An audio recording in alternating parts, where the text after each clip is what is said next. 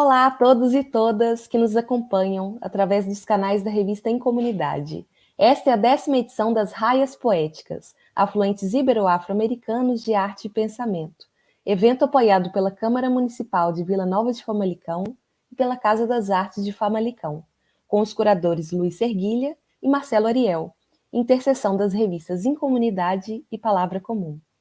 Hoje apresentamos a nossa 7ª dobra de pensamento: reputação, likes e algoritmos, reconhecimento e visibilidade nas plataformas digitais, e estão presentes conosco Luís Pérez Neto, doutor e mestre em comunicação pela Universitat Autònoma de Barcelona, Espanha, com estágio pós-doutoral como Fulbright Fellow na University of Pennsylvania; Sheila Mihailenko Chaves Magri, doutorando e mestre pelo Programa de Pós-Graduação em Comunicação e Práticas de Consumo, da ESPM-SP, bolsista da CAPES e participante do Grupo de Pesquisa em Ética, Comunicação e Consumo; e Carla Mulhaus, escritora, jornalista e mestre em Comunicação e Cultura pelo FRJ, pós-graduação em Arte e Filosofia pela PUC-Rio.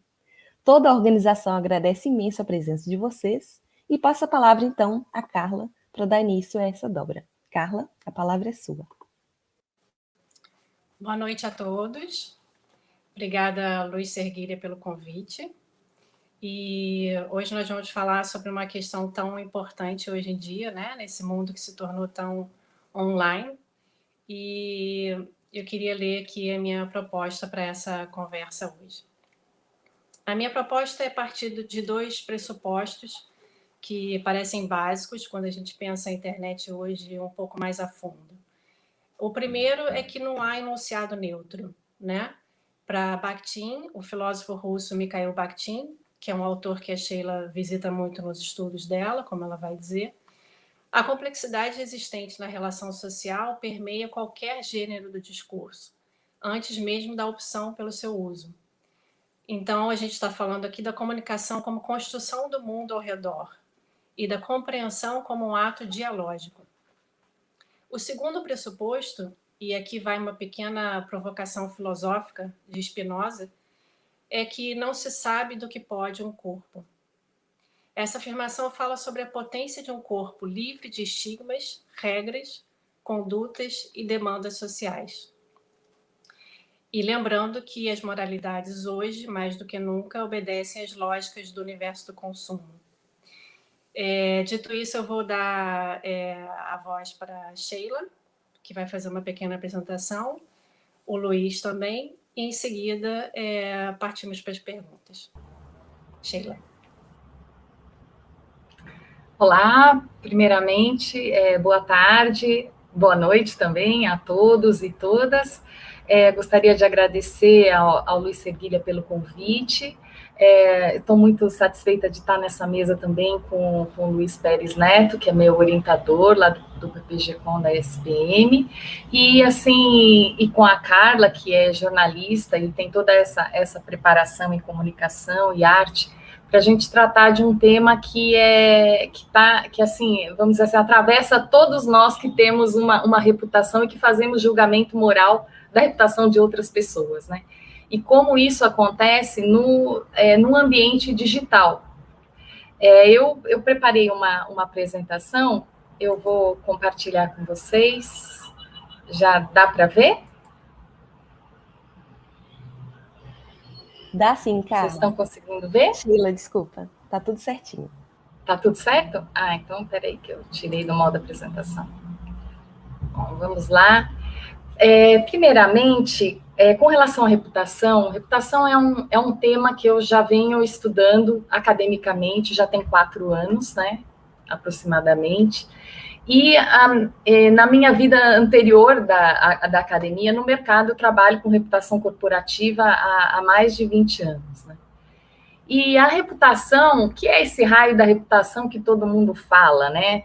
E aí, num momento lá, fui pesquisar o sentido da palavra, né, da etimologia da palavra reputação, e a reputação, a palavra latina é reputatio, e ela vem do verbo reputare.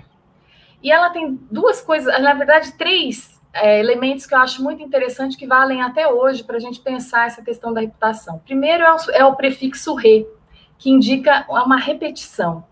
E a palavra putare significa pensar, refletir, fazer suposições, considerar alguma coisa. Então, repetidamente, né, pela origem da palavra, repetidamente atribuir valor a alguma coisa, pensar essa coisa, refletir essa coisa nesse processo recorrente. Então, a reputação reputar é firmar um juízo recorrente sobre algo ou alguém, e a partir daí, esse juízo, junto à imagem dessa pessoa, torna a sua reputação. Mas a reputação, o putare, reputação, também significa calcular, estimar o valor de algo, e esse estimar no sentido de que estima que tem, né? Mas tem um outro sentido da reputação que ficou meio perdido, que vem do verbo putare, que também tem o sentido de limpar, de purificar, de podar. Então, também de ressignificar e reapropriar, vamos dizer assim, continuamente essas reflexões. Então, na própria etimologia da palavra, né, tem, vamos dizer assim, um escape, uma outra possibilidade de pensar a reputação. E a reputação é incrível, mas depois de estudar a reputação é que eu percebi o quanto essa palavra me afetou durante toda a minha vida, né? É uma palavra que constantemente aparece no meu trabalho, apareceu na vida acadêmica, e agora eu estou estudando os influenciadores digitais, a reputação novamente aparece. A reputação, por que ela... Eu acho que ela tem um aspecto que às vezes nem nós sabemos que estamos preocupados com ela, estamos numa questão reputacional, né?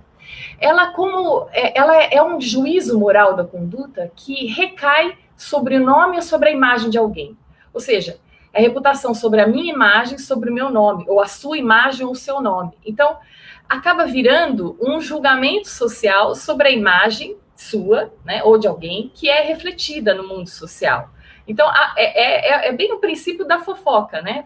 Falam de você alguma coisa sobre você que você sabe que vão falar de você, né? E determinadas condutas que você tem, você sabe que elas vão se tornar visíveis e elas vão ser comentadas. Então, de uma certa maneira, a gente fica nessa expectativa desses julgamentos, né, que são refletidos a todo momento sobre nós, para nós, e que nos fazem refletir, aí numa reflexividade, né, sobre eles, né? E como as nossas condutas, a nossa imagem vai ser julgada. Então, eu gosto muito dessa imagem desse menino no espelho, que ele tá se olhando porque ele se toca e se beija no espelho, a imagem dele, mas o olhar dele também espelha o olhar da mãe, ou de um adulto que está do lado ali, alguém que está olhando ele fazer isso, né? Essa conduta. E esses executivos na mesa, ou eu mesma aqui fazendo a apresentação para vocês, né, que a gente fica na expectativa do julgamento do que está sendo, da nossa imagem, daquilo que nós estamos falando, né. E aí eu trouxe aqui uma metáfora que eu acho bacana compartilhar com vocês, e ela surgiu até, eu essa semana perdi, a minha avó faleceu, e eu brincava na casa dela na minha infância. Ela tinha na penteadeira, e até a penteadeira ainda existe lá, ela tem um espelho de 3 lados, que é esse espelho que é bem antigo, as penteadeiras de vó tem, você olha para frente, você dobra os outros 2 lados e você vê infinitos reflexos de você em cada lado, né? Para fazer maquiagem, muito bom, pentear o cabelo, etc, etc. E eu vejo a reputação muito assim, como esse espelho de 3 lados, né? A reputação quando você se olha de frente, você se olha sendo visto, ou seja, quando eu vou passar o batom, quando eu vou me arrumar, quando eu vou me preparar para um evento, eu imagino como aquela ocasião, ou as pessoas que estão lá vão me ver, né? Então, eu olho de frente. Mas também a reputação, ela está dos meus lados. Se eu olhar de um lado, eu vou ver replicados infinitamente o meu reflexo daquele lado, né? E do outro lado, infinitamente o que está sendo refletido sobre mim. Só que quando eu olho um lado, eu não olho o outro, né? Mas eu sei que outras coisas que eu fiz estão também sendo refletidas do outro lado, né? E tem também, você está olhando no espelho e tem alguém atrás de você no espelho, como o olhar da mãe no menino. Então, se agora na pandemia, a gente tem essa experiência muito claramente. Você está num evento como esse, né, num webinar, você olha para as pessoas que estão lá, mas você também se vê num quadradinho ali, né? Então, é interessante como a reputação é exatamente isso, você se vê sendo visto, né? E como você vai agir ou vai criar uma estética a partir desse julgamento anterior, né? Que vai gerar a sua reputação posterior. E tem também o que está atrás do espelho, ou seja, aquilo que o espelho está cobrindo. Você não consegue ver porque está atrás dele. A reputação tem isso também. Tem aquilo sobre você que está atrás desse espelho que você não consegue ver, mas outra pessoa está te vendo, né? E na reputação tem também esse efeito superfície. De onde você está numa superfície, você toca aquele espelho, você toca a sua reputação. E você visualiza o lado mais profundo dela, que não necessariamente é o lado total. E essa é a impossibilidade do espelho, que é a impossibilidade da reputação, que é a seguinte: a gente acha que no espelho está se vendo tudo, ou está vendo aquilo que a gente sozinho, sem ajuda desse reflexo, conseguiria ver. Mas a gente sabe também que a gente não se enxerga todo no espelho, tão bem quanto uma outra pessoa consegue dar um acabamento para você melhor do que você mesmo, da sua própria imagem, né? Então, eu acho que a reputação, numa metáfora, ela lembra muito esses pontos do espelho. Mas outro aspecto interessante da reputação, que me provoca muito, é que a reputação é como um autorretrato, sabe? Como, assim, você fabricar um autorretrato seu, para você ou divulgar, ou imaginar como você vai ser julgado, né? Então, dessa forma, você mesmo, né, é um outro para você. Você, quando faz um autorretrato seu, ou quando você faz uma autobiografia, ou quando você conta algo sobre você, você se inscreve a partir de uma edição sua sobre você mesmo, né? Como os outros... Como você vai se apresentar para os outros, ou como você quer se apresentar para os outros. E esse efeito, né, de você fazer essa edição, essa curadoria da sua imagem, né, você sabe que você vai gerar uma memória, mas ela vai estar fora do seu alcance. Eu trouxe aqui esses autorretratos do Van Gogh, que eu acho que ele exemplifica muito bem isso, né? No sentido de que a reputação dele, né, ele fez uma autobiografia dele a partir de, não é autobiografia, mas autorretrato dele, né, em várias situações, né, era como o corpo dele, e aí lembrando um pouco do Spinoza, né, se movimentava no espaço, exprimindo os desejos dele a partir do que ele olhava nele mesmo e mostrava como ele estava sendo visto por ele mesmo naquele momento. De alguma maneira, uma criação de uma estética de si.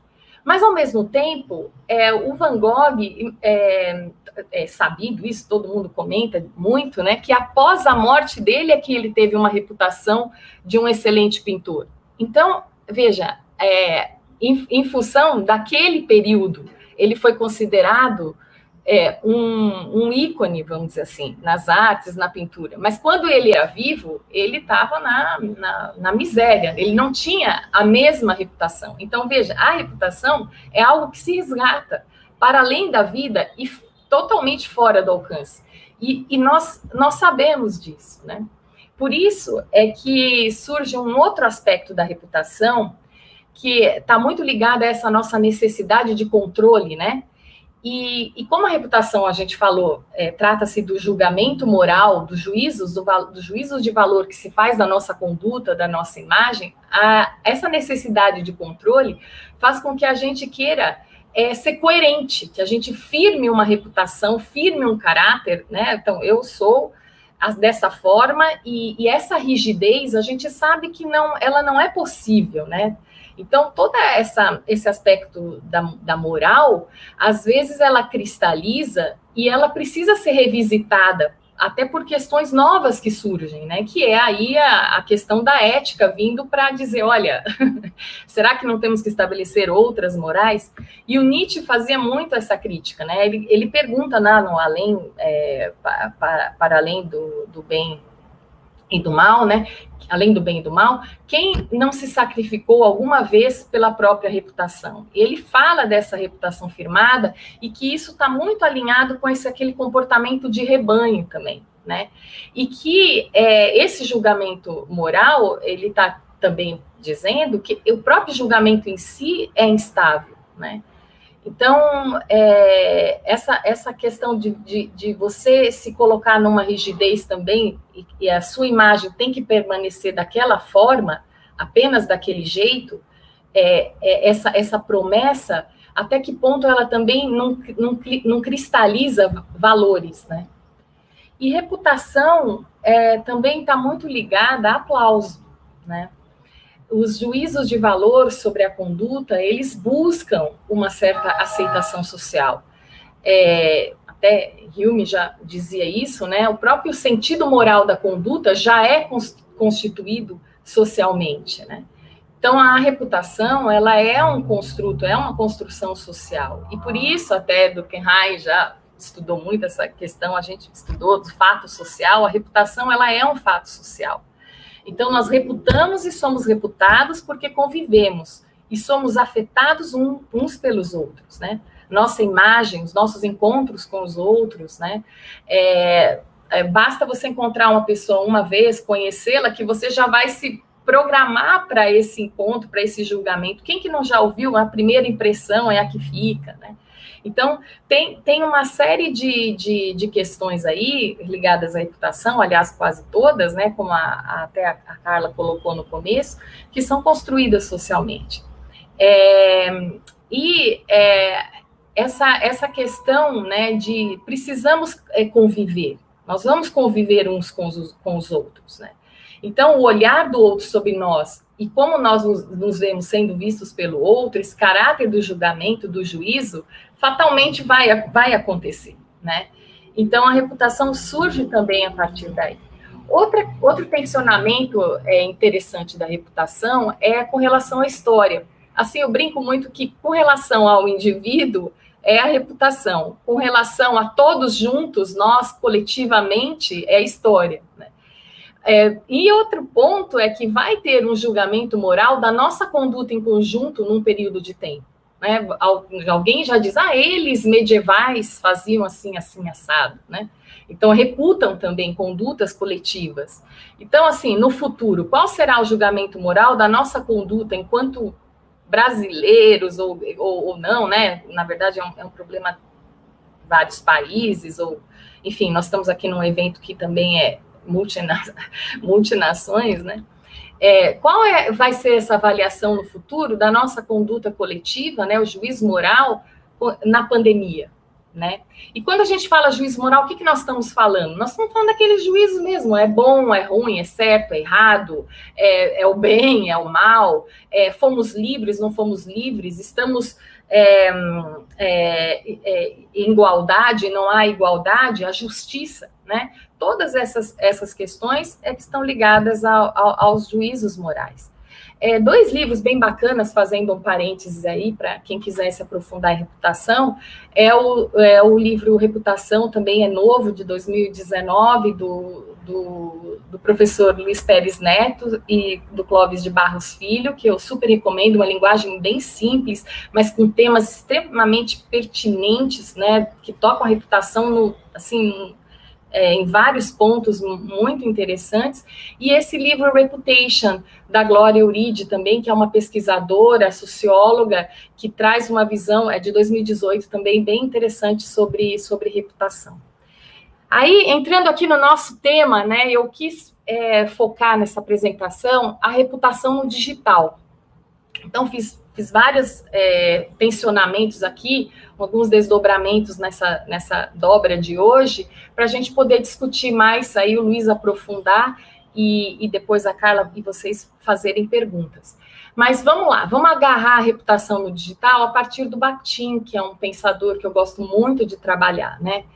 Entendendo a palavra, o Bakhtin, ele tem nesse livro, O Marxismo e Filosofia da Linguagem, ele tem uma abordagem muito interessante para a palavra, porque às vezes em russo palavra e discurso é a mesma palavra, né? Ele diz que palavra é um signo neutro. toda palavra é neutra. Você fala, nossa, então ela é neutra, mas não é inocente. No seguinte sentido, a palavra, qualquer palavra, vamos pegar a palavra reputação, ela é atravessada, como eu trouxe para vocês, né, por diversos discursos, e esses discursos, eles estão numa arena, em disputa no mundo social, né. A palavra em si, ela é uma arena de discursos que estão em relação. E o Bakhtin, ele fala que todo enunciado de um discurso, quando você vai falar, você toma a palavra para você e vai falar, você está sendo responsivo a pelo menos um outro discurso fora dele. Né? Então, por exemplo, eu estou aqui falando porque eu recebi um convite, eu estou aqui falando porque eu estou responsiva a tudo aquilo que eu aprendi, que eu estudei a respeito, continuo estudando a respeito da reputação. Né? Foram vários tensionamentos que eu fiz, são responsivos, eu estou dialogando com esses conceitos, essas ideias, elas estão aí em outros discursos e eu estou dialogando com elas. Né? Daí a perspectiva dialógica dos discursos, né? E uma outra coisa importante na palavra, e nessa questão da disputa social na palavra, é a condição social concreta, né, de realidade dos falantes quando eles tomam a palavra. Então, quando a gente está falando de reputação no digital, tem uma realidade concreta. Nós estamos falando de nós mesmos usando agora uma plataforma para participar de um evento desses. Nós usando uma plataforma, Facebook, Instagram, LinkedIn, para divulgar o nosso próprio esse evento, né? É uma coisa concreta, né? E nós queremos que dê tudo certo, que a nossa reputação seja apreciada, né? Que a gente não faça nada, não cometa nenhum deslize, enfim, há um esmero, né? Então, não é por a partir de uma avaliação social, mas é uma realidade concreta que tem que falar aqui, né? Quero que isso aconteça da melhor maneira para a minha imagem, né? Mas também a comunicação, né, para o Bakhtin, está vinculada ao que ele chama de gêneros do discurso. Gêneros do discurso para o Bakhtin são formas mais ou menos estáveis e flexíveis, no qual você se enquadra, mas não é só um enquadramento. Todo o discurso ele já vai ser adaptado, né? Ele vai apropriar um pouco da racionalidade, da maneira como ele vai ser expressa, né? Ou vai ser expresso o discurso, né? A palavra expressa, o discurso expresso.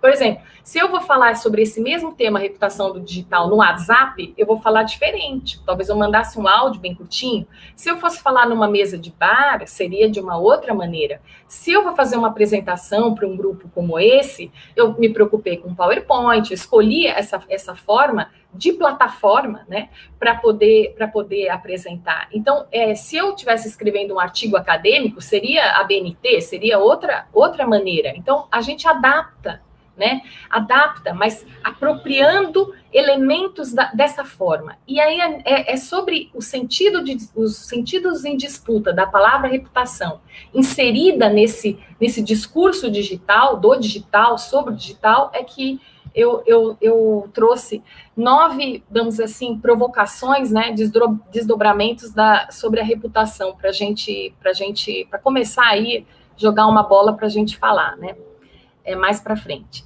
Primeiro, é a reputação e o reconhecimento. A reputação, ela traz essa promessa de reconhecimento, né, e o que está em jogo aí, no reconhecimento, é estima. O Honneth tem um livro que chama A Luta pelo Reconhecimento, e eu gosto muito, eu usei bastante ele para o meu trabalho do mestrado, principalmente porque eu me aprofundei nessa questão da estima social. E nesse livro ele fala que tem 3, vamos dizer assim, pilares, que eu acho que é interessante para a gente, quando pensa a reputação no digital, levar em consideração. Primeiro ele fala o seguinte, existe um sistema predominante de estima. Esse sistema predominante de estima é aquilo que a gente mais ou menos sabe o que o mundo que vai receber o nosso discurso, né, ou que vai receber a nossa exposição, o que esse mundo aprecia, né? O que esse mundo aprecia, o que esse mundo considera no sistema de classificação dele, né? E que dá um contorno dele, que você pode pertencer a ele se você tiver aquelas qualidades, né? Então, tem lá um sistema predominante de estima. por exemplo, as comunidades no Facebook têm esse sistema predominante de estima. A própria ferramenta, o Instagram, no Instagram é foto, você tem que colocar imagem, vai privilegiar ali. Então, não adianta, se eu colocar só um texto e não publicar uma foto, ele nem consegue, né? Há também, com relação à estima social, os códigos. Eu tenho um contorno, tenho um sistema de classificação, eu sei o que me torna, o que esse pessoal acha bacana, né? Acha interessante. Quais são os códigos, os valores, né? E esses códigos e valores, para eu me comunicar, né, eles estão meio que comigo. Eu tenho a sensação que são meus. Eu tenho a sensação que eles são meus. Eles dialogam com esse algo de fora, esse contorno, mas eles são meus. Só que, na verdade, eles já estão elaborados em função desse sistema predominante de estima. E tem também o que ele fala, que são, assim, os vínculos éticos entre os sujeitos.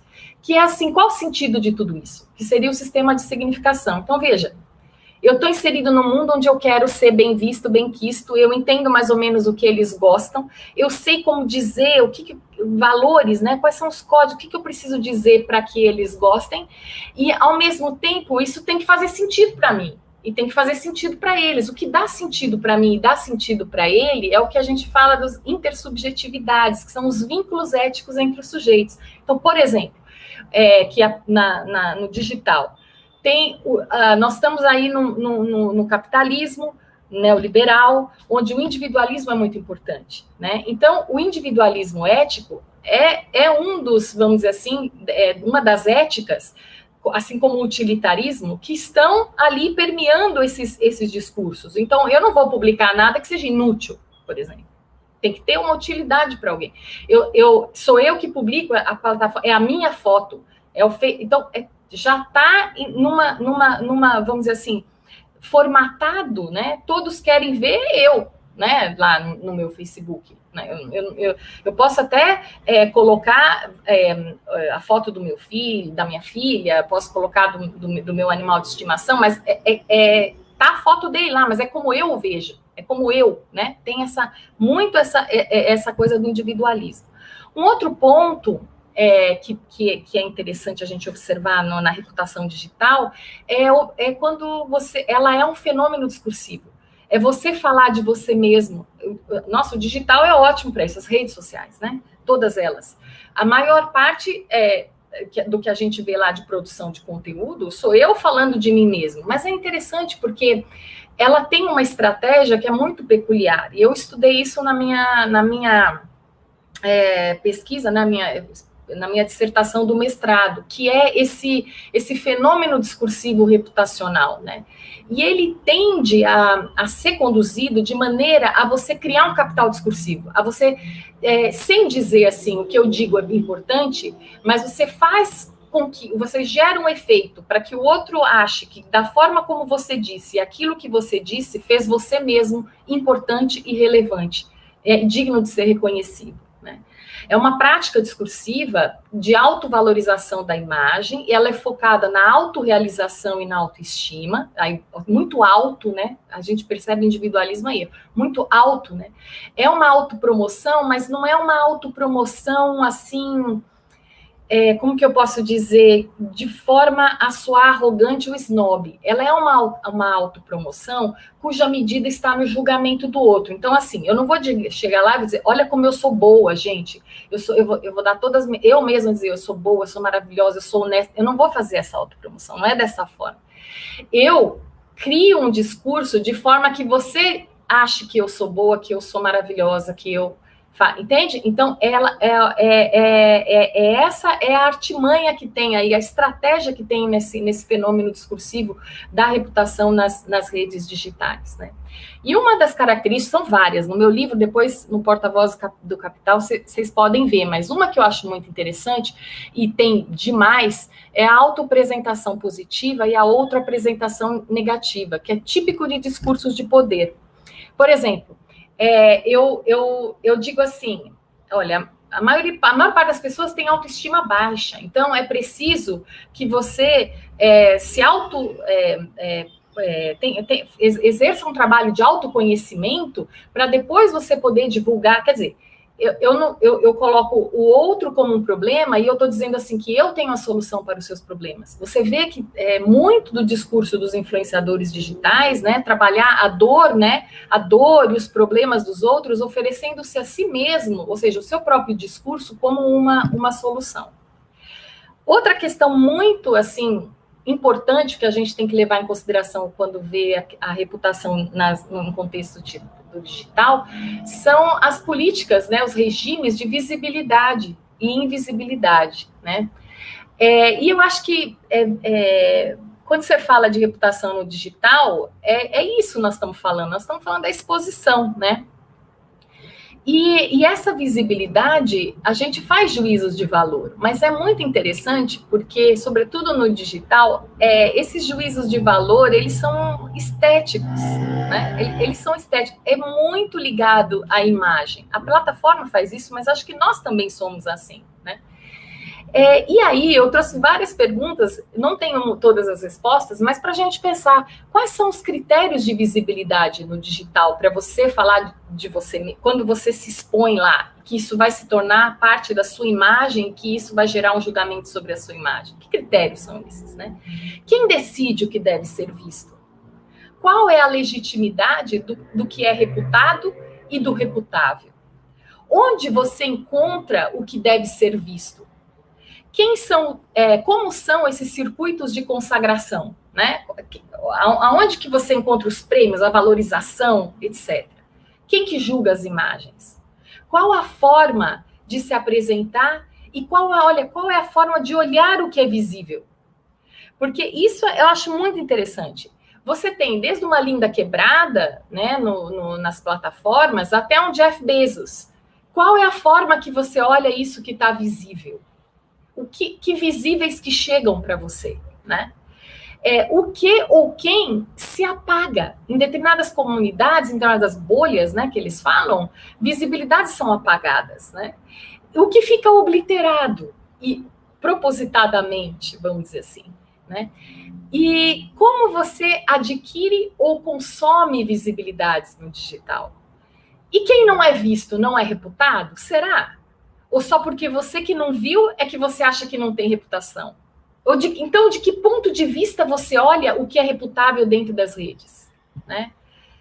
Então, acho que essa coisa das visibilidades, a gente tem que pensar um pouquinho mais sobre isso. Por exemplo, as imagens, né? Recentemente, na pandemia, a gente tem visto muito... Antes da pandemia, tinha muita imagem de criança, estava muito valorizado. Depois, você publicar imagens de pet... põe lá uma foto de pet para você ver como não voa aquilo, né? Seu próprio rosto no Facebook, por exemplo, né?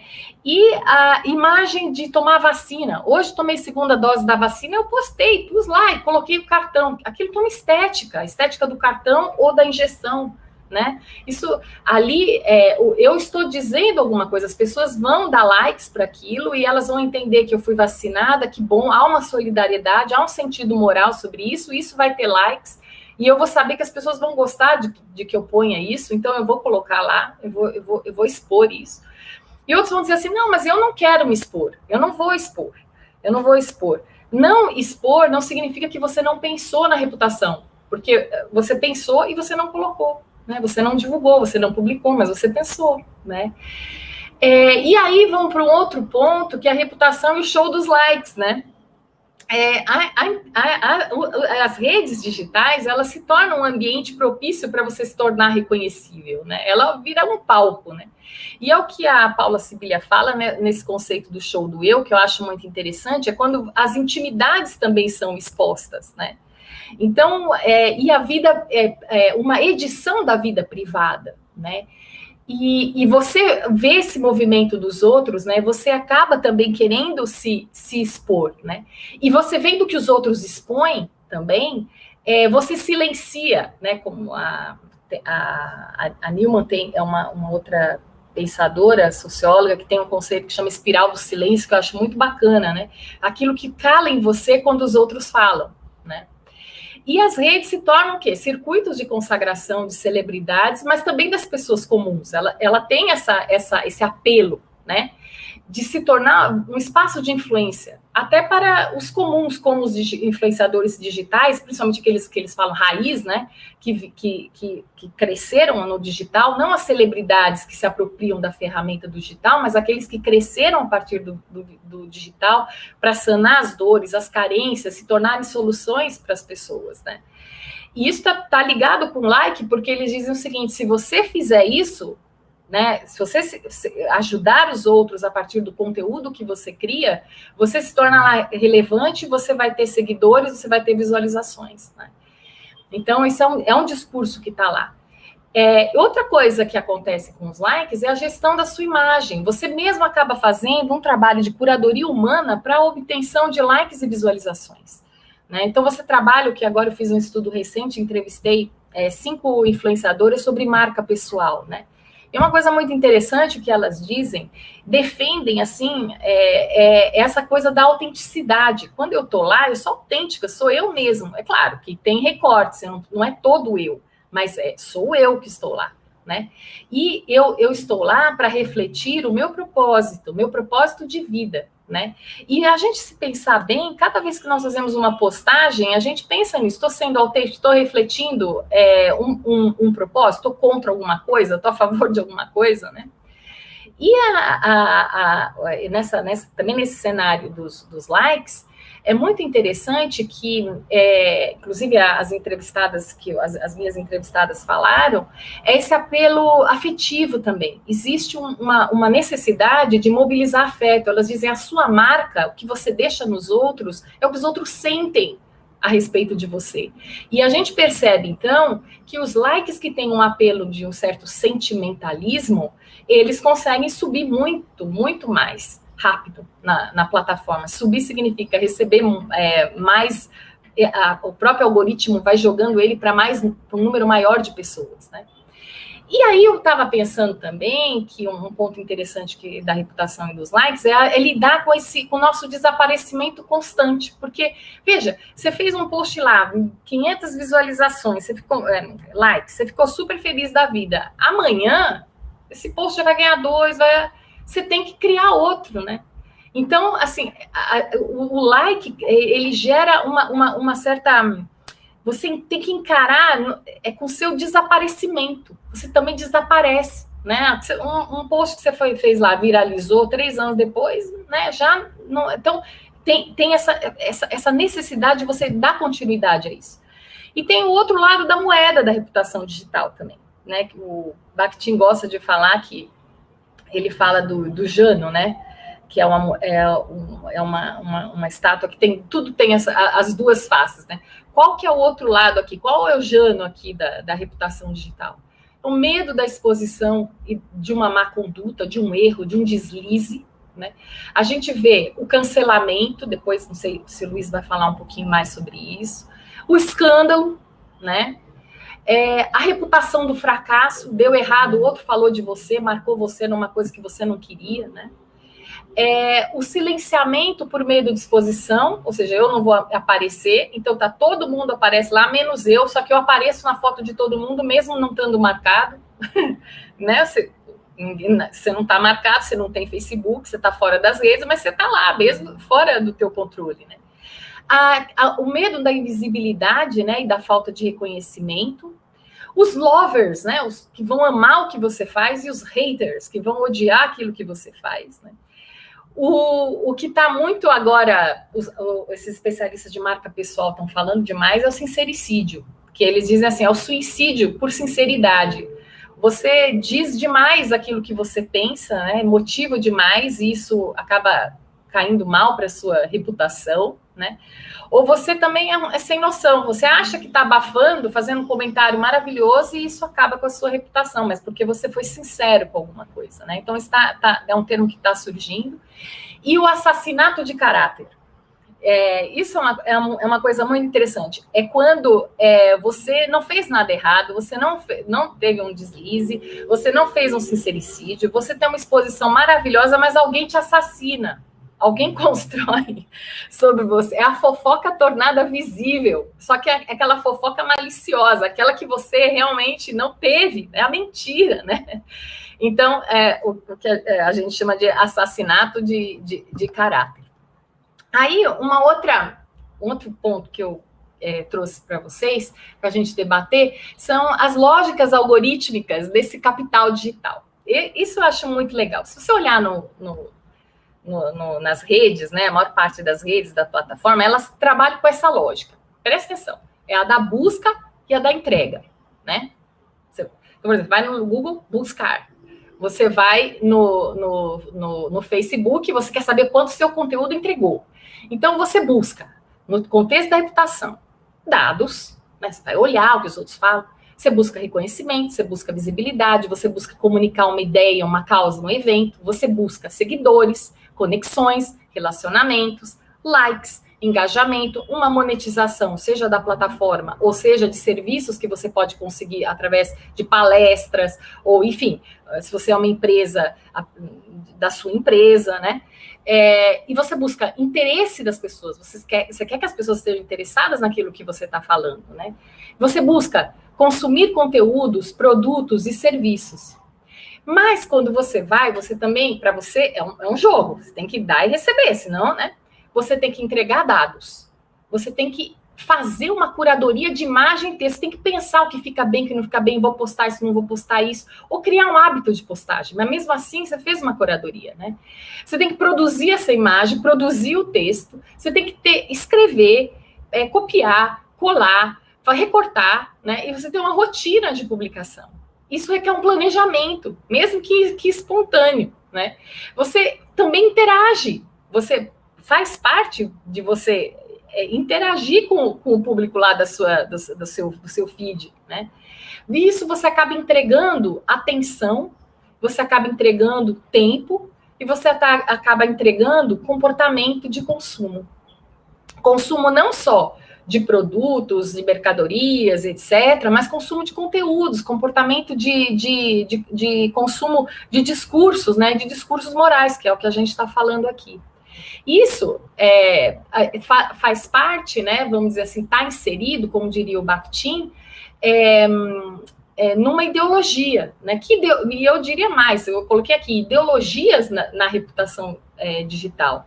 Uma que a gente sabe, que teve até o filme, é o Capitalismo de Vigilância, da Zuboff, livro que ela lançou em 2019, que ela fala que o objetivo das empresas no capitalismo de vigilância não é usar os algoritmos e as máquinas e os processos para saber sobre o seu comportamento, mas é para usar esses processos para moldar o seu comportamento de acordo com o interesse delas. E elas são as empresas de plataforma e as empresas anunciantes que estão lá, né? Que estão utilizando também essas plataformas. E o que a Zuboff fala também muito interessante, ela fala sobre assim, a gente tem que reivindicar o nosso direito ao futuro, porque diz que do jeito como as plataformas vão, né, elas estão moldadas num preditismo, né, do comportamento, vamos prever, que tira da gente aquele espaço de incerteza que nos permite, ou permite a nossa vontade, ousar e criar coisas novas, né? Então, a gente tem que reivindicar esse futuro aí, né? Esse futuro incerto, né? Outra coisa, ideologia que está lá nas plataformas, são as ideologias da cultura do consumo, né?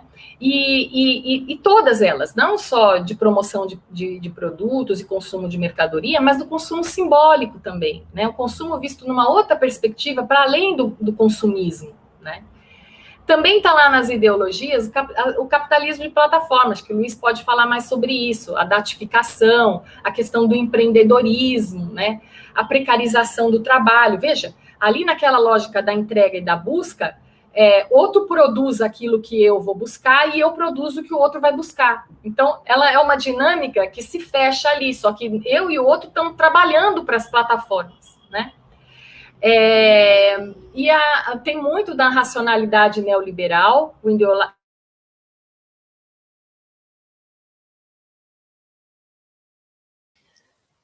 Sheila, eu acho que sua imagem a sua reputação, né? Pronto. Tem muito do empreendedorismo, de você ser uma empresa, né? A sua imagem é uma empresa para você gerenciar, né? Mas tem também as ideologias do cotidiano, como diz Bakhtin, que são aquelas mais flexíveis, né? Que escapam, que fogem. Então, tem outras estéticas incríveis que se usam da própria plataforma, que a plataforma é o meio. É claro que ela tem todo um enquadramento, ela está no sistema, mas ela está com e contra também, né? Então, há brecha, existem brechas. E a reputação no digital tem uma outra questão, que é a estratégia de posicionamento. Aí eu trouxe esse exemplo do meio das artes e da poesia, né? A Rupi Kaur, né? Que é essa poetisa indiana que tem 4 milhões e 300 mil seguidores no Instagram. E é interessante como a gente pode analisar por vários aspectos, mas eu acho interessante observar essa estratégia de posicionamento, porque ela usa essa forma de rostificação que a plataforma tem para passar uma causa identitária. Aí são duas, na verdade, uma porque ela é indiana e a outra porque é mulher, né? E, ao mesmo tempo, para dar visibilidade nas produções, né? Então, aqui não se trata tão somente, mas se trata também, né, da busca pelos likes. Mas não somente, mas também, né? E tem as resistências a isso, né? Autores também de poesias, né, que migram do Instagram e vão para os livros, né? E eu achei interessante o uso dessa palavra migram, né? Isso é interessante porque há uma convergência entre as mídias, né? E nós cada vez mais nos vemos num processo de migrar, né? Eles vão, você surfa, você migra, você é um usuário da plataforma, né? Se você usa drogas, você usa a plataforma, né? Mas você estabelece um contrato de serviço quando você, acho que o Luiz pode falar um pouco dessa questão do consentimento também, acho que é bem bacana. E por fim, eu estava procurando por palavras, né? Coloquei lá reputação, arte e digital. Aí vem uma coisa muito interessante que é o conceito de arte digital, né? Existe arte digital lá no Wikipedia, né? Que é utilizar alguma das mídias no processo artístico como material artístico, né? E a arte digital pode ser um museu digital. O museu é digital, onde está a exposição da arte digital, né? Então, é um espaço do digital em outro espaço, né? Então, assim, e isso está reputado na plataforma. Eu achei numa plataforma, né? Essa informação. Né? E aí eu estava vendo aqui a questão da reputação da arte digital. E eu vi uma notícia que eu achei bem interessante, que não sei se vocês viram, aí depois o Luiz e a Carla falam para mim, mas eu vi essa notícia que tinha uma obra original do artista inglês Banksy, e ela foi queimada durante uma live, e então ela foi vendida e digitalizada como um token, esse NFT, que depois eu vou explicar o que é, tá mais para frente, né? E foi vendida por 4 vezes o seu valor original. Então, veja, a reputação do pintor, do Banksy, está aqui, está sendo acionada nesse discurso. A obra dele tinha uma reputação e tinha um valor de mercado a partir dessa reputação. Essa obra foi destruída, foi queimada, mas antes ela foi digitalizada. E, ao ser digitalizada, ela foi vendida como única e exclusiva por 4 vezes mais do que o seu valor. E isso foi feito numa live, numa plataforma, no digital. Os responsáveis por esse ato foi um grupo de investidores de criptoativos, conhecidos como Injective Protocol, e a pintura ela foi destruída, né? Foi destruída e ela foi transformada nesse NFT, que eles dizem que é um produto único, diferente de todos os outros, porque eles não podem ser trocados por outros iguais, porque não há dois iguais. Então, esse produto digital, que é único, é basicamente, dizia a reportagem, né? Como uma obra de arte. Então, veja, aqui nós temos já a reputação da própria arte no digital, é esse caráter da aura dela, porque ela é única, né? Então, eu vou destruir uma obra, digitalizar a obra, e isso é uma obra de arte, porque essa criptografia, ela é única. E isso é o modo como vemos uma obra de arte, é o modo como vemos, está escrito lá, é o modo como vemos, ou como a própria obra é reputada, né? Então, isso é um ativo único e exclusivo e com autenticidade e seguro. Então, tem uma autenticidade. Todos os elementos que nós estávamos falando quando estávamos falando da reputação digital, né? E aí eu coloco essa unicidade, né? No próprio digital, você tem pessoas, ativistas, que trabalham, por exemplo, clipes, né? Videoclipes de música, que trabalham essa questão das singularidades, né? E estão lá no digital, né? Então, não é que a singularidade é ruim, que a autenticidade é ruim, ou que a aura da obra de arte não faz mais sentido. Mas olha como os discursos são apropriados e são reposicionados, né? Reposicionando a própria arte e a reputação no digital. E tem também outra questão. Por que tem que ser singular? E o remix? Quantas possibilidades de remix você não pode usar com o digital? Esse mesmo, essa figura que está aqui embaixo, foi eu que criei. Eu usei um programa de imagens, eu peguei, estavam lavando o meu carro, eu tirei uma foto da janela com as bolhas de sabão, e eu usei várias simetrias para criar essa imagem. Essa imagem, ela não é pura, ela não é única e ela não é exclusiva de nenhuma forma, só que da maneira como eu fiz essa composição, eu usei a própria tecnologia no meu fazer, mas já estava na minha mente antes, porque eu já domino essa ferramenta, né?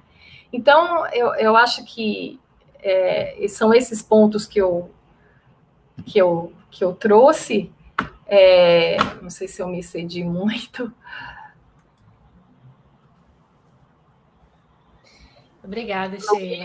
Muita Carla. coisa, né? Uhum. Eu fiquei presa, confesso que eu fiquei presa naquele espelho da sua avó. Aliás, sinto muito pelo falecimento dela. Mas fiquei presa com aquela ideia da imagem dentro da imagem, dentro de outra imagem, né? O Misamabim, né? Assim, aquela imagem que, na verdade, nunca acaba. E lembrei daquele texto do Foucault, no A Palavra e as Coisas, quando ele analisa aquele quadro das Meninas de Velázquez, para falar que a representatividade, na verdade, tinha acabado, né? Que a menina olha para fora da tela, para usar um termo de comunicação, quebrando a quarta parede, né? E eu fiquei pensando se a gente não saiu do pós-moderno e começou a acreditar de novo que a representatividade existe. Só que, na verdade, é uma falsa representatividade na internet, né? Eu queria que a gente pudesse conversar sobre isso depois, porque a gente tem a ilusão, como você falou, é a ilusão da reputação, né? E, assim, não é só da reputação, é da ideia de representatividade. Assim, eu fiquei com a impressão, ouvindo você falar, que a gente voltou um pouco à ideia de que ela existe. Existe verdade, só que virtualmente. Fica aí para pensar. E vou passar, então, a voz para o Luiz. E aí a gente tem algumas perguntas já do outro Luiz, do Luiz Serguilha, e a gente segue. Luiz. Muito boa tarde, Brasil, boa noite para Portugal e para a Espanha. Eu estou na Espanha, o cara está em Portugal. Eu me sinto agora um pouco como quando perguntaram para o Graciliano Ramos como era escrever. E aí ele respondeu, depois ele até publicou isso. É uma sensação de você estar exprimido usando a linguagem do escritor, né? O escritor é um sujeito que está exprimido entre a gramática e a delegacia de polícia. Eu, no meu caso, eu estou exprimido entre a contundência da Sheila e a tenacidade da Carla. Então, eu vou tentar reduzir o meu sofrimento aqui e o de vocês que estão assistindo, fazer a coisa mais divertida que eu conseguir e muito breve, para que a gente possa ter tempo para uma interação. Já que a Carla deixou aí solto essa questão da representatividade, se a gente existe, não existe, quem é esse eu que está no digital, né, pensando essas dobras da internet, eu gostaria de amarrar um pouco, se é que eu posso dizer isso, porque eu acho que o que eu vou fazer é dar mais um nó do que amarrar, o que a Sheila estava falando sobre reputação com o universo da privacidade. E eu gostaria de fazer isso convidando vocês a um instante poético. Eu não sou poeta, sou só louco, como todo acadêmico, um poeta frustrado, um escritor frustrado, escrevo academicamente, não tenho veia literária, então por isso faço-me servir da voz e da rima e do verso de outro. Conversando sobre reputação e privacidade, há muitos anos atrás, com uma orientanda minha, que é escritora, que se chama Marília Duque, que já é doutora, já está no mundo, já está seguindo o seu caminho, ela falou assim, para. Você precisa reler Brecht, você precisa buscar um poema do Brecht que se chama Apague os Seus Rastros, que está publicado na Cartilha para os Citadinos. Então eu vou ler, tentar dramatizar, eu não sou bom nisso, mas vou tentar ler rapidamente para a gente conversar sobre essa representação do eu, sobre essa questão da reputação, essa construção da reputação e esse universo da privacidade nas redes, a partir dos rastros, dos nossos rastros. Diz Brecht: separe-se de seus amigos na estação. De manhã, vá à cidade com o casaco abotoado.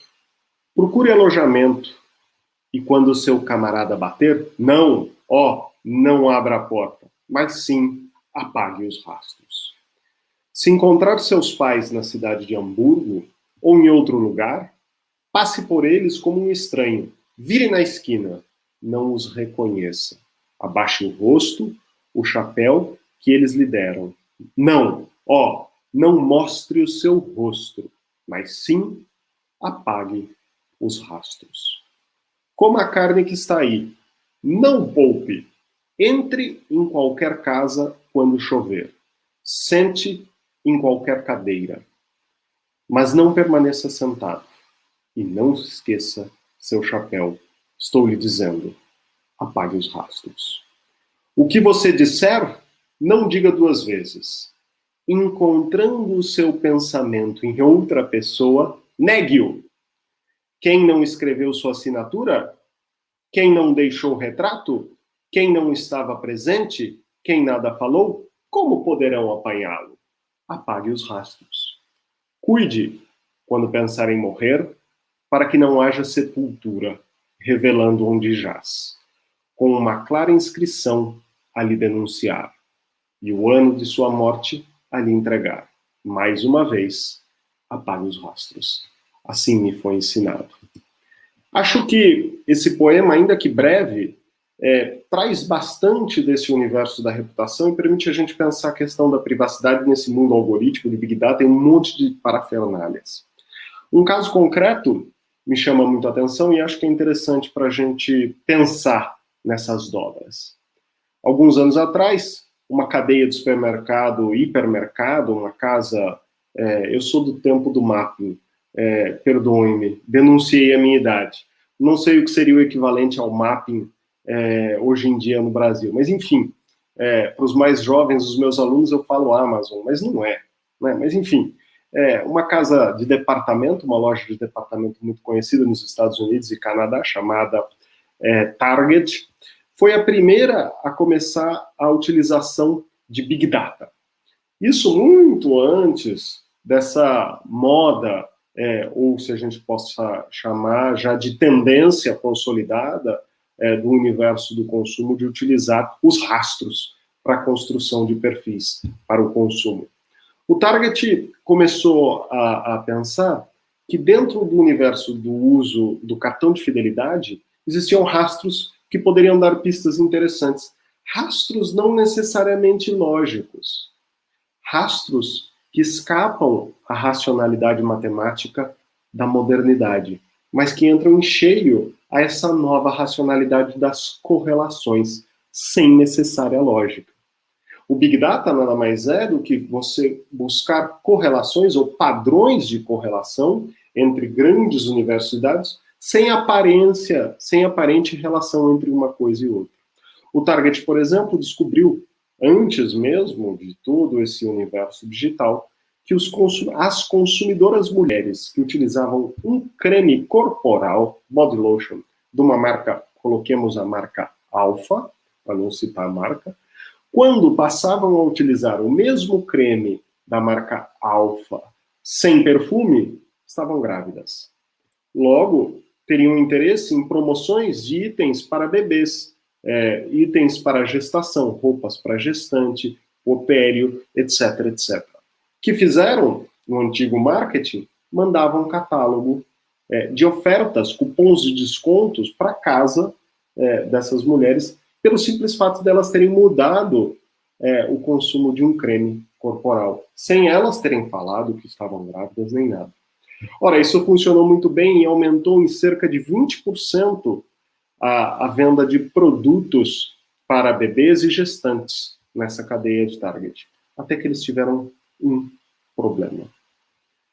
No Texas, interior dos Estados Unidos, uma menina de 14 anos recebeu na sua casa um cupom de desconto para compras de fraldas e itens para bebês. O pai, horrorizado, pegou o cupom, foi até o Target mais próximo da cidade onde ele estava e falou: vou denunciá-los. Como vocês ousam mandar isso para uma menina de 14 anos, menor de idade, como se estivesse grávida? Quem são vocês para falarem e fazerem isso? Marketing irresponsável, etc, etc. Quando chegou em casa, depois de espinafrar a cadeia a loja de departamentos, a jovem menina de 14 anos olha para o seu pai e para sua mãe e fala: papai, mamãe, precisamos conversar. Ela estava grávida.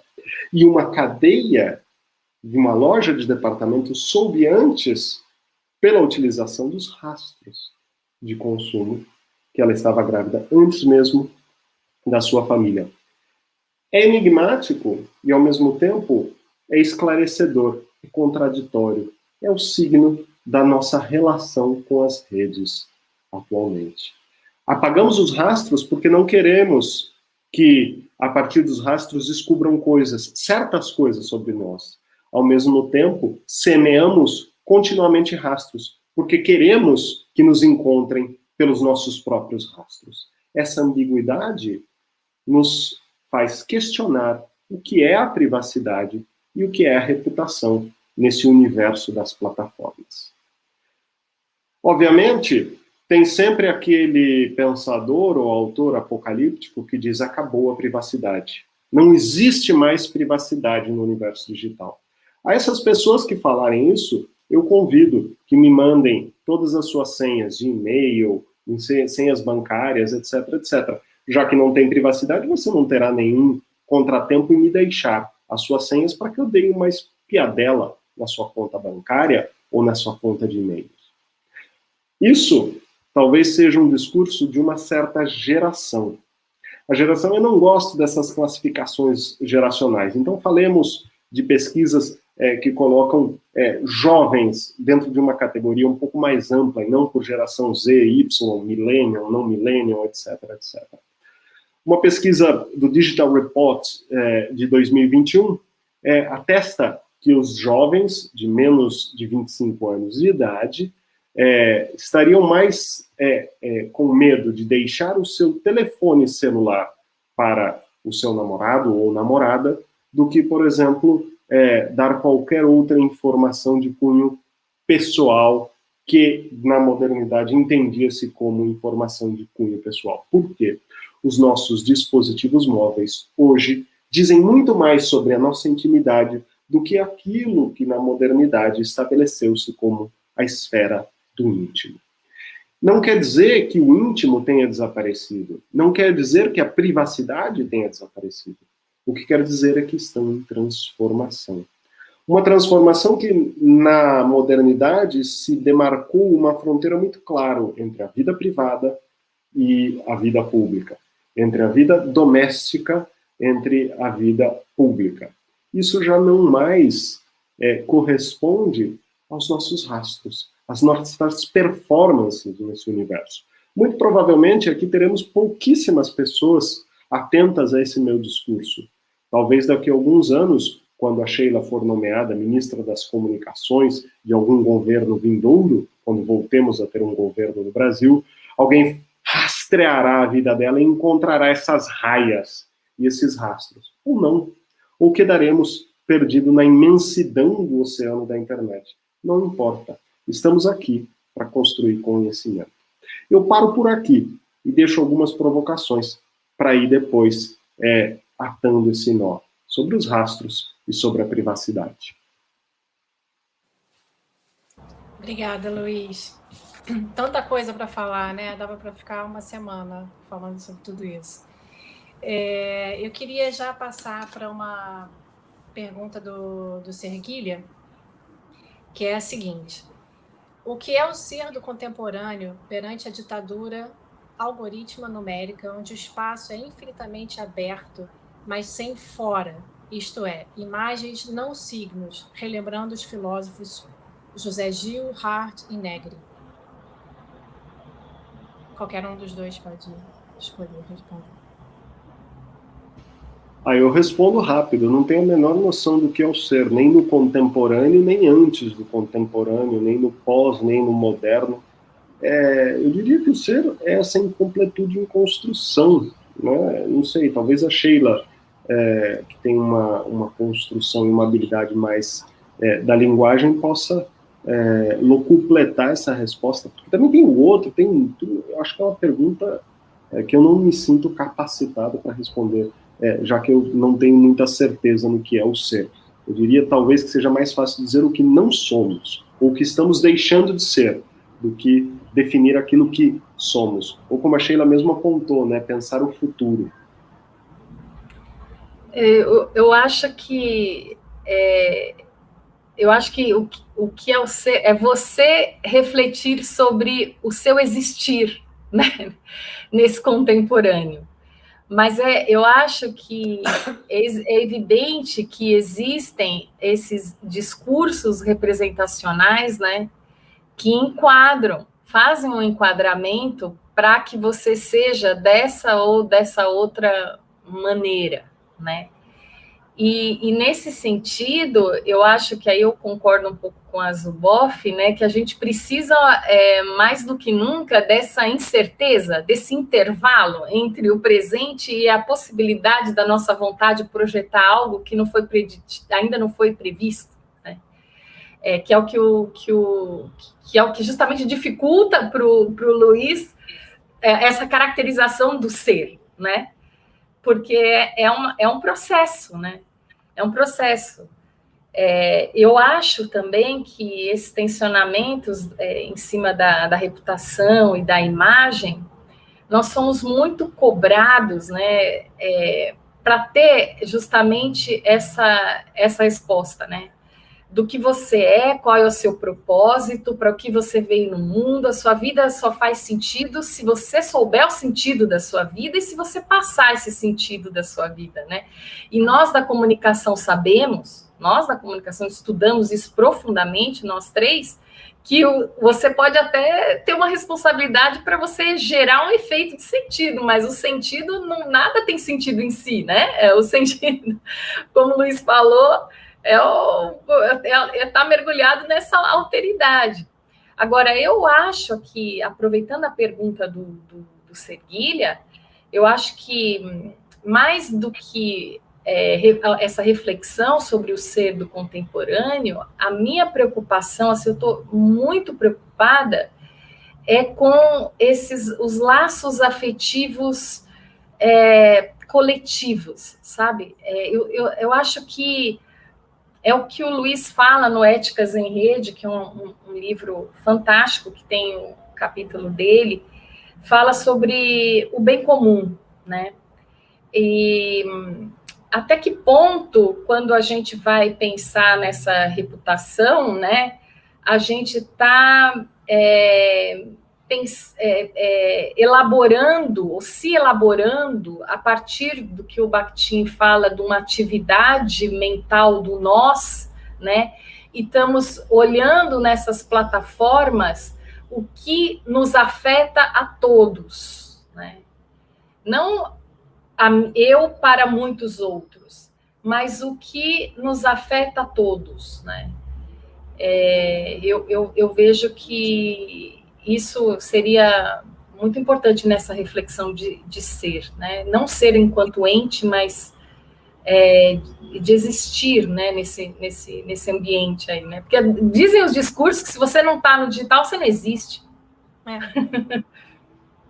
E tem uma questão dos encontros, né? Porque na rede, na verdade, os encontros de verdade, né? Assim, não existem. E até então, pelo menos, nós sempre precisamos dos encontros, inclusive para nos reconhecer, né? Eu acho que essa questão que o Luiz estava falando de não deixar rastros, assim, é justamente brincar com essa ideia de que isso é impossível, porque, na verdade, isso é conviver, é ter encontros e é deixar registros nos outros, né? E aí eu queria aproveitar, então, para a gente continuar um pouco falando sobre isso. Eu acho que os rastros também são a intimidade, né, Luiz? E eu tinha pensado um pouco sobre você falar sobre essa percepção social sobre si mesmo, que já é complicada e que fica mais complicada ainda na internet. Queria saber como que você pensa, como sobrevive a intimidade nesse show do eu na internet, porque eu tenho a impressão que isso é importante também para manter os encontros, para manter as relações e para manter o sentido da vida e da coletividade, da ideia de coletividade.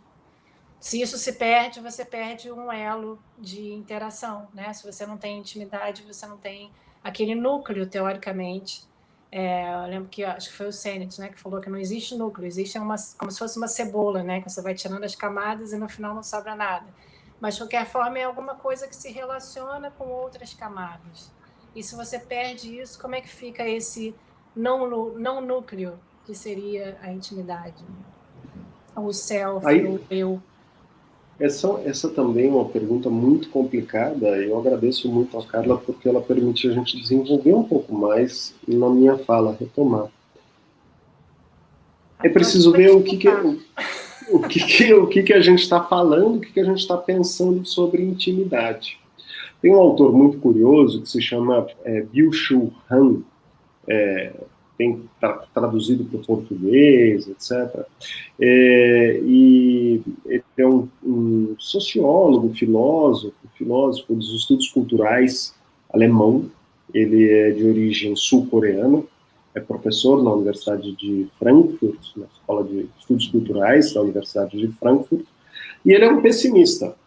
Ele é uma pessoa extremamente pessimista sobre essa noção, bem nessa linha do Sennett, bem na linha do que a Carla estava colocando. A palavra, desculpem, isso vai ficar registrado, é uma lástima, mas eu preciso falar um palavrão, então peço desculpas, serei cancelado nas redes, a minha reputação será assassinada, etc. Mas basicamente, o que o Byung-Chul... Depois vai ser bom para você. O que o Byung-Chul Han fala, fudeu, acabou, entendeu? Acabou essa porra de intimidade, estamos fodidos. E ele usa um termo muito interessante, que é a ideia do pornográfico. Ele fala, a pornografia é a morte do erotismo, porque ela é explícita. Né? Isso também bem criticado e bem criticado. Tá? Essa posição do Byung-Chul Han, ela é muito criticada.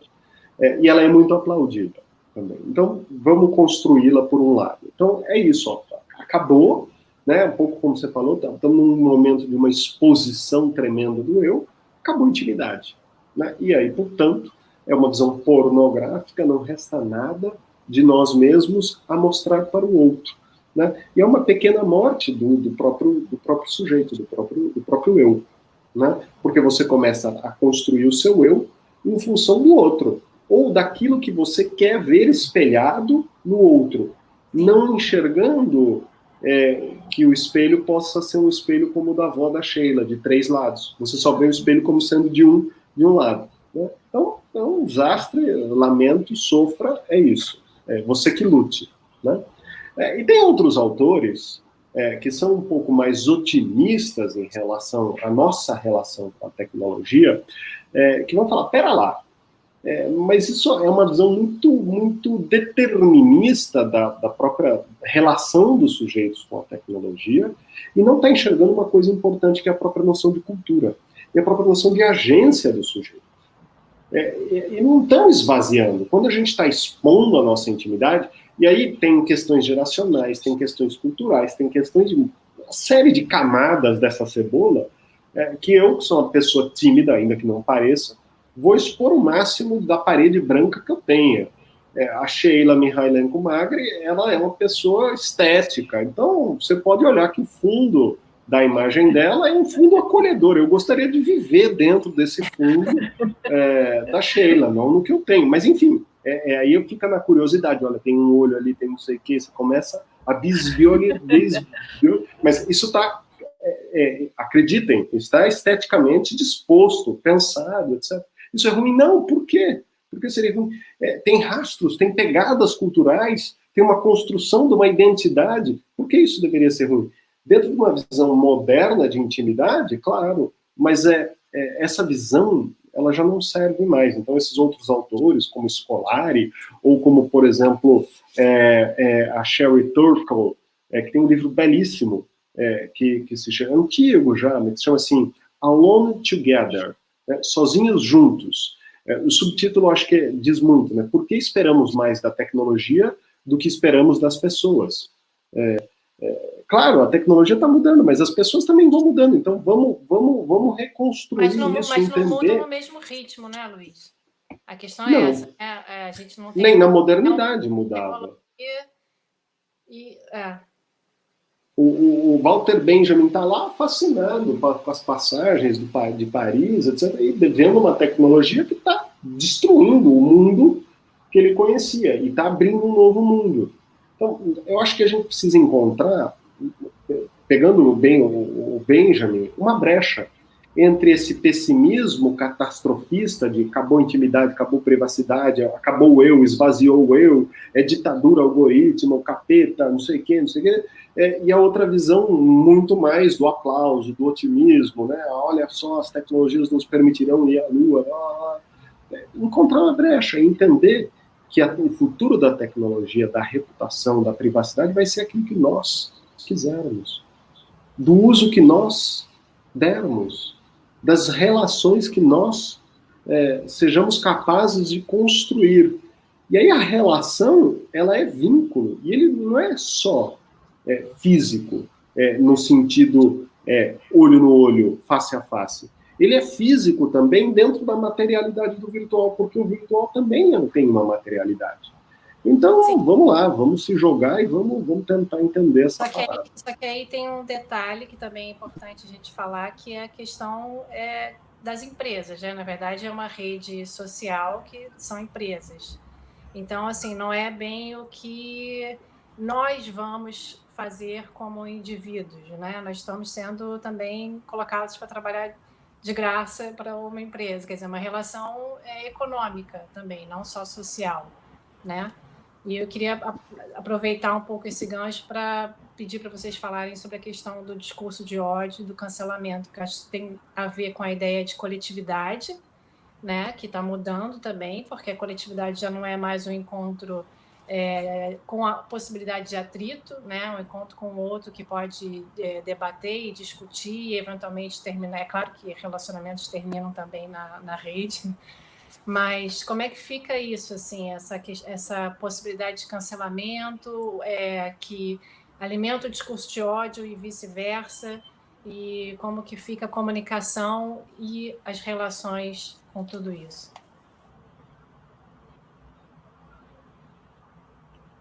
Luiz.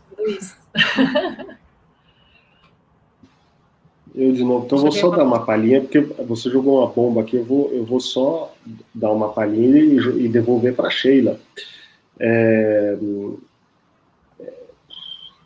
complicado, né? Eu até estava esperando a Sheila falar alguma coisa antes para eu respirar, mas enfim. Não, mas eu posso... Quer que eu fale alguma coisa sobre como eu vejo? Então, Eu gostaria, porque as pessoas estão cansadas de mim, mas eu tenho algo a dizer. Mas acho que você, desde uma perspectiva da linguagem, e eu vou dizer para as pessoas porque eu acho que você é mais capacitada do que eu, porque eu acho que a gente precisa entender a linguagem nas redes para poder pensar o que é a cultura do cancelamento, ou o que é o discurso de ódio, de onde surge. Tem uma origem do próprio uso da linguagem nas redes, das próprias dinâmicas. Eu cada vez, na verdade, tenho observado mais esse fenômeno do cancelamento, e eu vejo, assim, muitas ligações do cancelamento com relação à reputação. É certo que eu acho que a palavra, assim, chave, né, vamos dizer assim, para pegar um pouco do Bakhtin, pegar a linguagem, pegar a palavra, é o julgamento, né? E aí é um mundo, é uma constelação, porque é o julgamento da conduta de um que julgou que aquela seria a melhor conduta, ou não julgou e simplesmente fez sem pensar, né? É o julgamento dos outros sobre aquilo, e o não julgamento, ou julgamento para se cancelar aquela pessoa, né? Então, veja, só do ponto de vista da moral, do discurso, né, da moral, você tem todas essas possibilidades de analisar o cancelamento em si. Isso sem levar em consideração nenhuma, o conteúdo do que foi cancelado, né? Porque, por exemplo, teve no caso lá do Trump, né, que ele foi eliminado do Twitter depois que ele já não era presidente, né? Aquilo foi a própria ferramenta, a própria plataforma fez uma espécie de cancelamento, né? Tirando ele de lá, né? Então, assim, o cancelamento é um fenômeno ainda que é muito para a gente estudar. E eu acho que ele está extremamente associado, e veio antes, né? Veio antes o do discurso de ódio. Sim. E o discurso de ódio tem também várias formas de você agarrar esse fenômeno, mas uma das questões que mais me chama a atenção no discurso de ódio é o capital afetivo. É como que nas redes existe vamos dizer assim, uma prevalecência da emoção, né, à discussão pela razão. Até porque eu vejo que nesses espaços, enquadramentos que eles oferecem, não permitem a você você produzir grandes explicações ou argumentos. E a emoção já é mais rápida, né? Gostei da foto, não gostei da foto, tá certo? Então a pessoa já ela vai pela emoção, e nesse discurso, e tem também o discurso de ódio oficial, né? Vocês sabem, empresas que você contrata para fazer discurso de ódio em outras pessoas, em outras empresas e etc. Quer dizer, virou também uma profissionalizado, né? O discurso de ódio profissionalizado. A gente vê aí no marketing político também como que não é. Né? Você fazer o que eu falei do assassinato do caráter. Né? Eu acho que o discurso do ódio está muito ligado a isso também. Então, é uma agressão. Fora que ele é uma violência, né? E às vezes, sem discutir o conteúdo, a forma como ele se apresenta também é uma forma violenta. Então, eu acho... Agora, o lado positivo disso, eu acho que é essa atenção que as pessoas estão dando para a emoção, para os afetos. Claro que nem chegamos lá no Spinoza, mas e uma desvalorização da razão. Então, o que eu vejo? Eu vejo a razão voltando para dar uma desafogada aí nisso, né? Porque senão realmente é complicado. Não sei se eu respondi um pouco, mas acho que eu trouxe mais outros pontos, Luiz. Mas acho que era o que eu precisava, Sheila, para trazer para cá, para a gente pensar. Primeiro, o discurso de ódio, ele sempre é violento. E o cancelamento é parte desse processo de violência nas redes. Violência entendida no sentido, nos termos do Philip Brault, né? Uma violência não necessariamente física, ela é uma violência simbólica, mas ela destrói, ela causa dano, né? Ela impacta, ela mexe.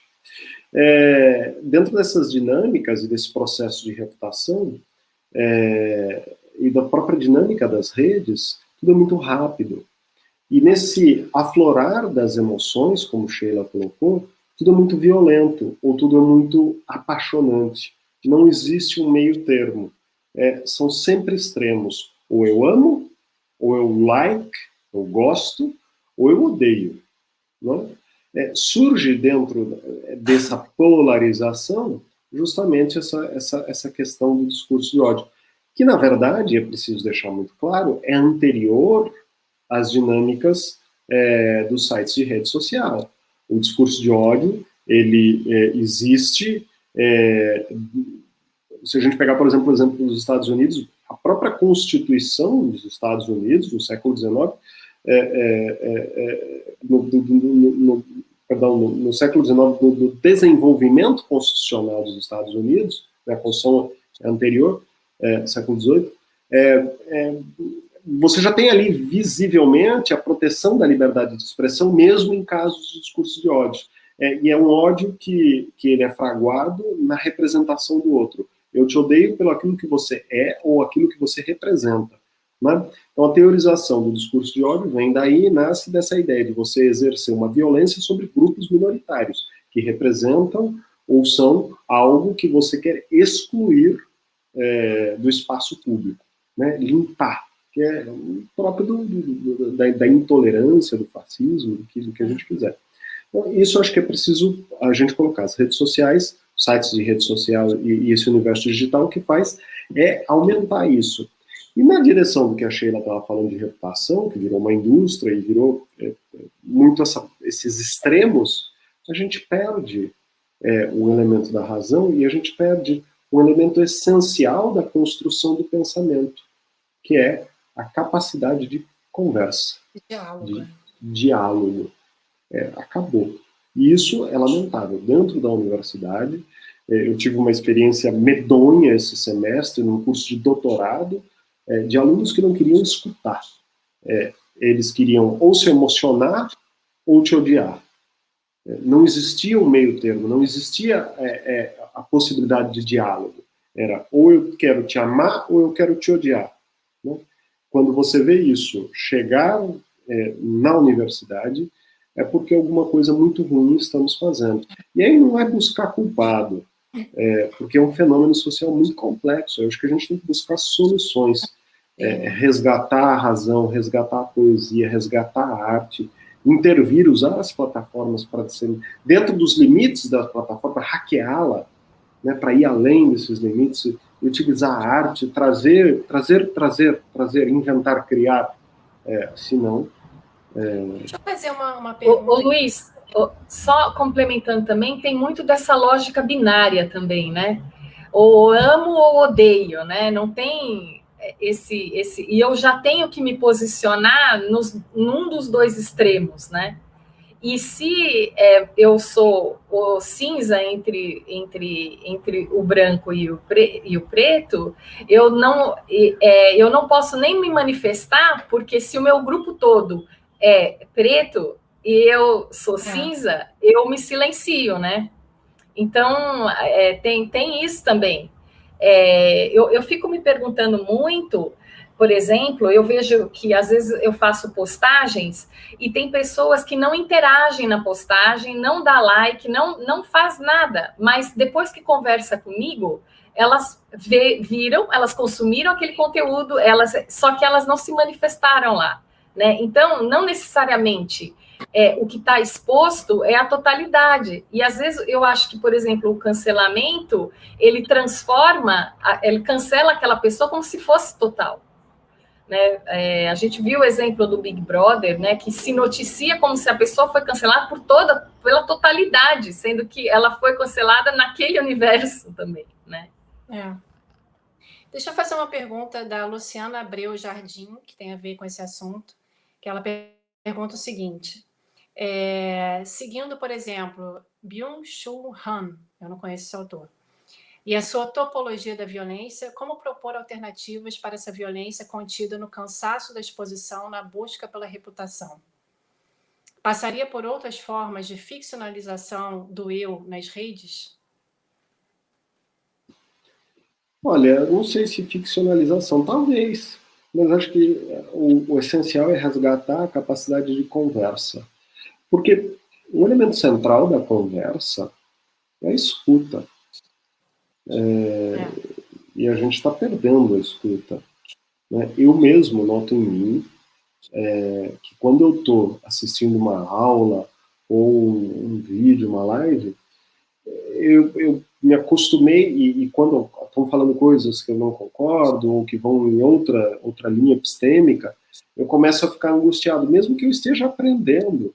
E eu não era assim. Eu venho de uma tradição de formação em filosofia, sociologia, comunicação, onde o diverso é necessário para a construção do diálogo.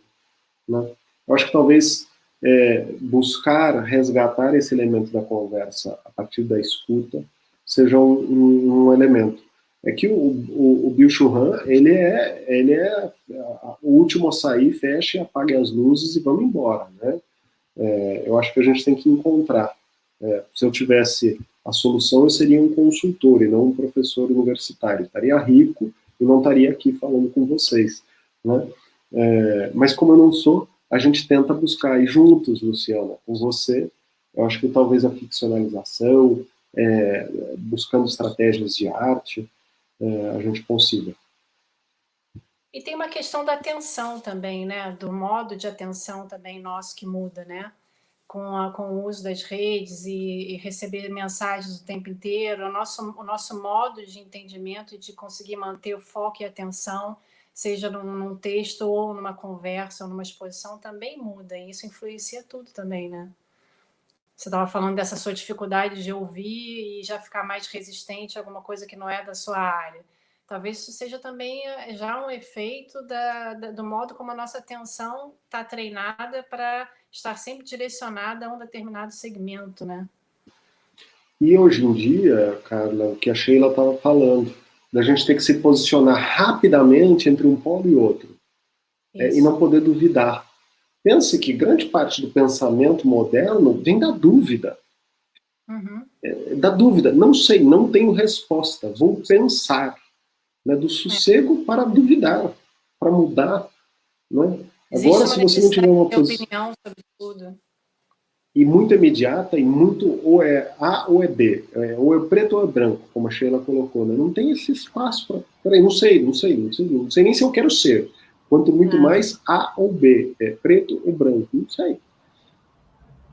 Carla, você tinha perguntado no fim da minha apresentação sobre a reputação como uma representação, né? E se nós voltamos, você falou das meninas do Velázquez, lembra? Sim. Do Foucault, A Palavra e as Coisas, e você falou, me parece que a gente voltou a acreditar na ilusão, né? E nessa coisa... da atividade, né? Então, é muito interessante isso que você falou, porque pesquisando esse fenômeno da reputação, e sobretudo ela como um fenômeno discursivo, né, uma das, assim, não posso dizer descobertas, mas um dos pontos aqui que eu cheguei é justamente de que a ilusão, ela é real, né? Ela tem, por exemplo, nas plataformas, no digital, ela tem uma materialidade, né? Então, assim, não é porque é discurso que não é real, né? Sabe essa coisa? São só palavras. Não são só palavras. Palavras são materialidades, né? Elas refletem condições concretas, né? Elas são, você tomar a palavra, você precisa ter um espaço para fazer isso, você precisa ter dar uma resposta. Então, veja, aquele espelho de 3 lados da reputação, ele é real, nós estamos nele, né? Então, isso eu não tinha imaginado que a ilusão podia ser real, né? Então, eu acho que isso não está em contraposição, sabe? nós temos que lidar com tudo isso. E eu acho que, no caso, eu optei por escolher, né, escolhi esse tema da reputação para estudar. Então, você acaba percebendo que qualquer palavra signo, no caso, a minha reputação, ela está inserida numa constelação, né? Você acessa de várias formas, né?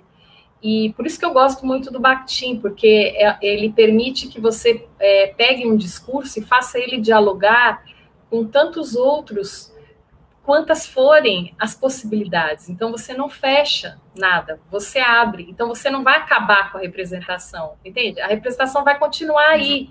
E daí? O que nós vamos fazer?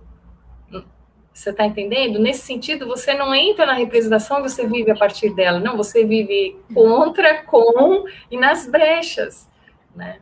Existe um corpo na rede, né? Existe.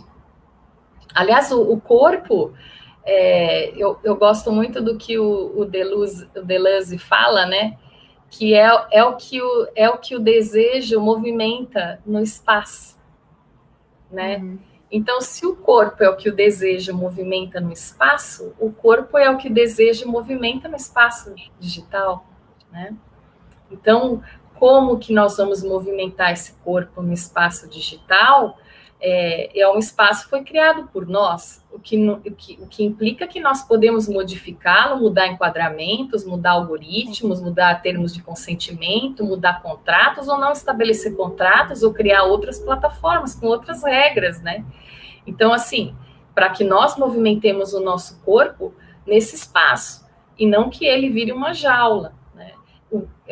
Embora existam todas essas ideologias que o concebam, né, de uma maneira a valorizar o sistema que nós vivemos, que é o dominante, mas não só, né? Isso é bom, né, Luísa? Ela sempre traz um otimismo para a gente, a Sheila. Dentro de uma visão crítica e poética. Isso sempre é bom.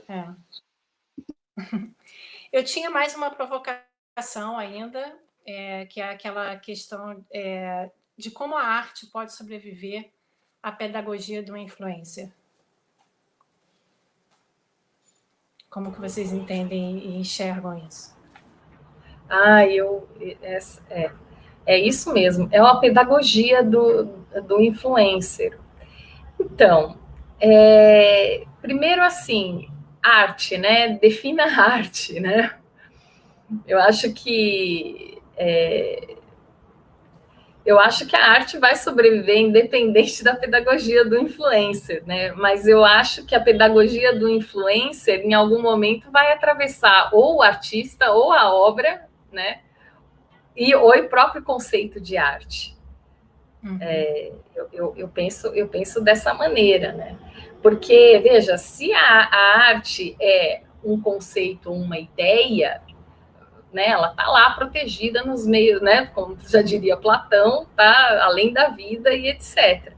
Mas se a arte é um fazer, e é um fazer desse movimento intensivo desse corpo, né, desse corpo no espaço desejante, que não descobre o que está aí, mas que compõe a partir do que existe, eu não vejo como que a tecnologia não possa ser utilizada como ferramenta, inclusive, né? Assim, dizer para você assim, fuja completamente da tecnologia, eles estão dizendo para mim que eu não posso, estão tirando minha liberdade também, né?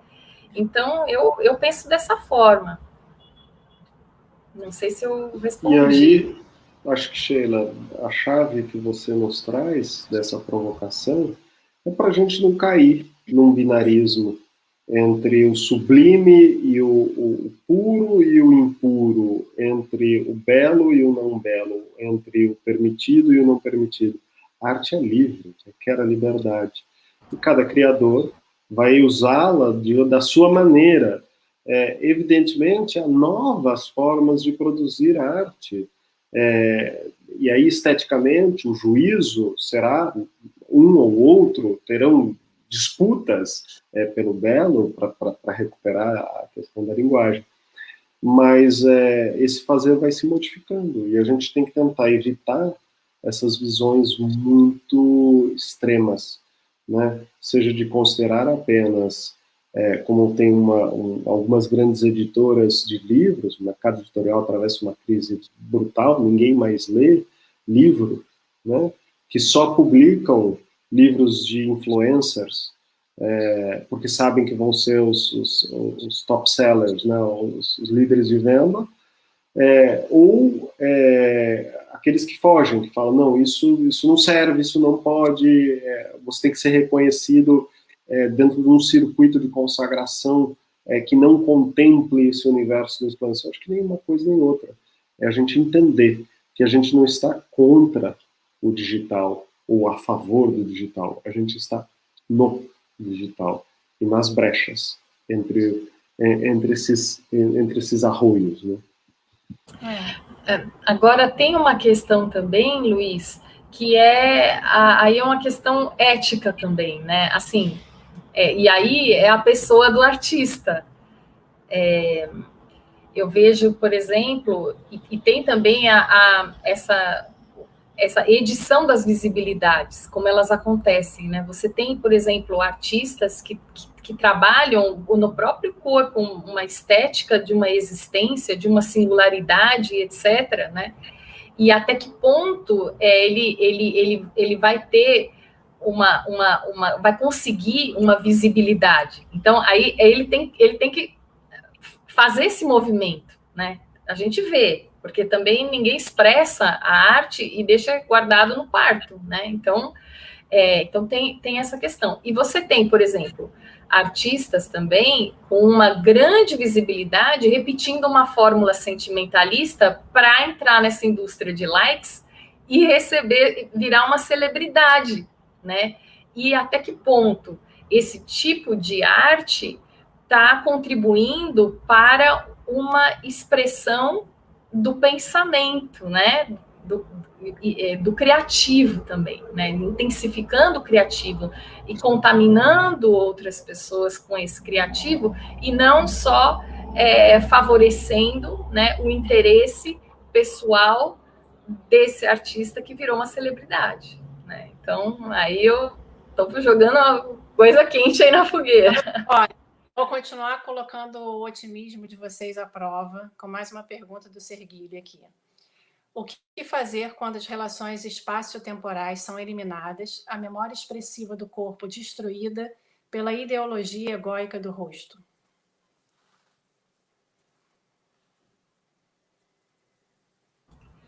O rosto é uma coisa que me atrai muito, o rosto, né?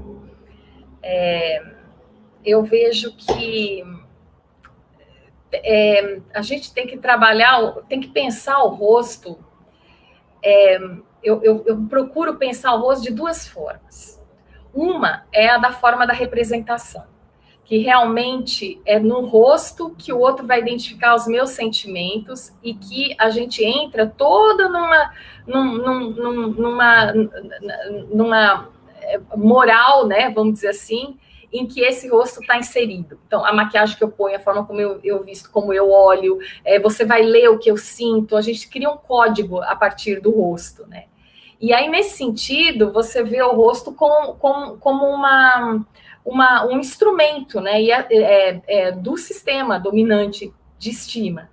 E essas plataformas, elas realmente, elas estão para... quando você posta lá seu rosto no Facebook, eu faço experiência. Quando eu posto uma foto com o rosto meu, a própria ferramenta, o algoritmo abre para mais pessoas e as pessoas dão mais like e o post sobe. Entendeu? Então, assim, é um incentivo para você usar, e tenho que usar caras e bocas, e a gente tem as figurinhas hoje, né, que vão nos educando a dar uma leitura, né, que socialmente é compreendida daquele rosto. Mas tem também, e aí eu acho que nesse caso, as relações espaço-temporais, aquele tempo puro, né, ele fica prejudicado, porque a qualidade dos afetos não está sendo, nem passa por isso. Já, se eu fizer uma cara aqui, vocês já vão saber que eu estou triste, se eu estou feliz, etc.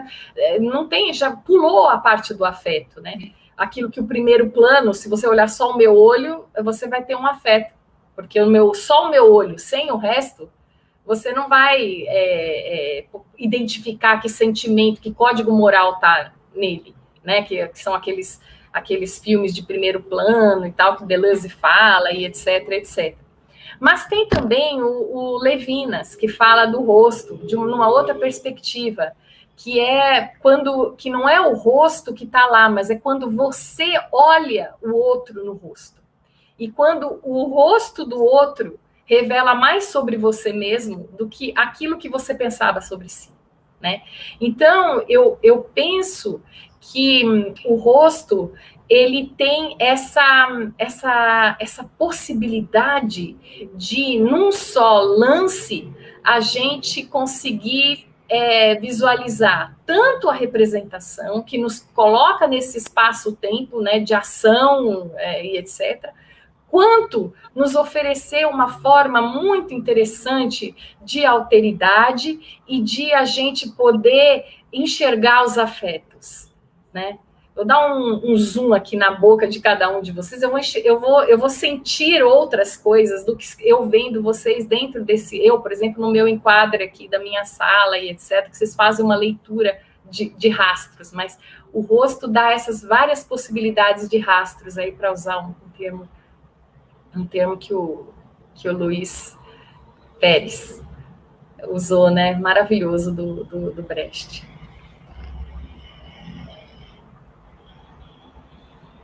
Luiz, quer comentar também essa pergunta? Não, eu só complementaria quando a gente pensar. É que é uma pergunta realmente complicada, né? Na verdade, é uma provocação, né? Então, devolveria também a provocação pensando no Goffman, né? Na performance e o rosto como fachada. Mas é uma fachada como máscara, né? E essa máscara sempre vai estar num corpo, né? Em transformação, em mutação, vai ser máscara. Né? O Bakhtin fala que toda autoria é uma máscara. E aquela coisa do autorretrato e da autobiografia, né? Você fazer uma edição de si. Né? Daquilo que você quer mostrar, do currículo. O currículo é a grande fraude moral, né? Você seleciona os seus êxitos, ou aquilo que você considera exitoso, e você apaga e omite os seus fracassos. E a gente faz isso nas redes, ou não nas redes, na vida, então, continuamente. E a marca pessoal, estava estudando as duas palavras, né? Você estuda a palavra marca, que é aquilo que queima, que você deixa, que você marca que é você ou é seu, né? E o pessoal é persona, né? E a persona é máscara. Então, veja, é uma marca de uma persona. Quer dizer, não é nem a marca sua, é a marca de uma persona. Que tá, eu acho, no sentido do Putari, né? Você não só... você tem essa possibilidade de se podar também, né? E esse podar pode ser... vamos pensar para além, para o mal. Por que a gente tem que sempre colocar as coisas no bem e no mal, né? Se pensarmos para além do mal, a própria reputação pode ser apropriada de outras maneiras, inclusive de reformular ou transformar, vamos usar que acho que é melhor a palavra, esse rosto. Né? E até voltando até um pouco à provocação do Spinoza, né? Não se sabe do que pode um corpo. Também é tudo uma questão de encontros, né? Encontros que expandem a potência de vida e encontros que não expandem, e não existe regra para isso, né? Cada encontro vai ter a sua dinâmica, né? Acho que é um pouco isso. E essa falta de controle disso, na verdade, né? Vocês falaram da estima e do currículo, e a Sheila estava falando mais cedo da fofoca, e eu pensei no telefone sem fio, que você brinca quando é criança, vai passando, mas a coisa vai sempre trocando. É um pouco isso, né? Assim, na verdade, você não tem controle de nada, só que às vezes acontece de um encontro ser expansivo e outro não, né? E o mundo moderno nos ensinou a ter controle de tudo. E agora a gente enfrenta um mundo onde a gente não tem controle de nada. como se no passado tivéssemos tido controle. Era uma ilusão do controle. Não que tivéssemos, e não que tenhamos. Né? E a própria ideia da reputação é esse eu, fora do meu controle, fora do meu alcance. E que bom que é fora do meu alcance, porque isso que está fora pode me surpreender para o bem. Por exemplo, eu dei 4 aulas a convite do professor Arthur Meucci na Universidade Federal de Viçosa, sobre o Bakhtin, 4 aulas. Nas aulas tinham mais ou menos 20, 15, às vezes 10 pessoas. E uma delas, eu fiz 4. A aula 1 está com 11 mil visualizações. 11 mil. Eu nunca podia esperar isso. 2 horas e meia de Bakhtin. E só uma. As outras têm também 1.000, 2.000, 3.000, mas não 11 mil. Então, foi uma grata surpresa, porque se estivesse o que estava ao meu controle, o que eu queria, era dar aula para aquele grupo de alunos que estavam lá, né? Então, essa minha reputação que está fora do meu alcance, nesse caso específico, me trouxe alegria, né? Que bom, muito bom, né? Gente, nós estamos a uns 10 minutos de terminar. Se vocês quiserem fazer algumas considerações finais, fique à vontade. Eu gostaria de fazer uma consideração final muito inspirado pela essa última fala da Sheila, né, da surpresa. Nessas raias poéticas, nessas dobras da internet da vida, deixemos-nos surpreender. Né? Às vezes, a surpresa não será boa, não será alegradora, será entristecedora. Outras vezes, sim, como a vida. A vida não é só feita de encontros alegradores, mas também de encontros entristecedores com o mundo.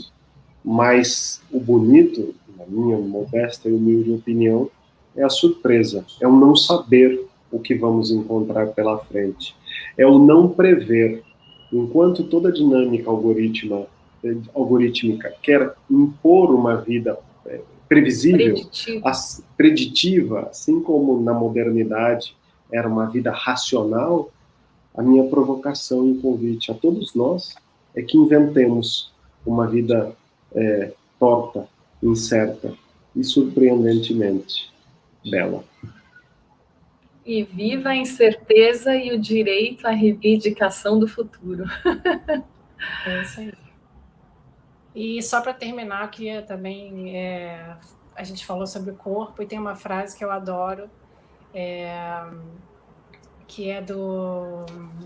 Ai, meu Deus, agora eu esqueci. Daqui a pouco eu lembro o nome do filósofo. É muito famoso. É que ele fala que o corpo é a parte do mundo que nos está mais próxima.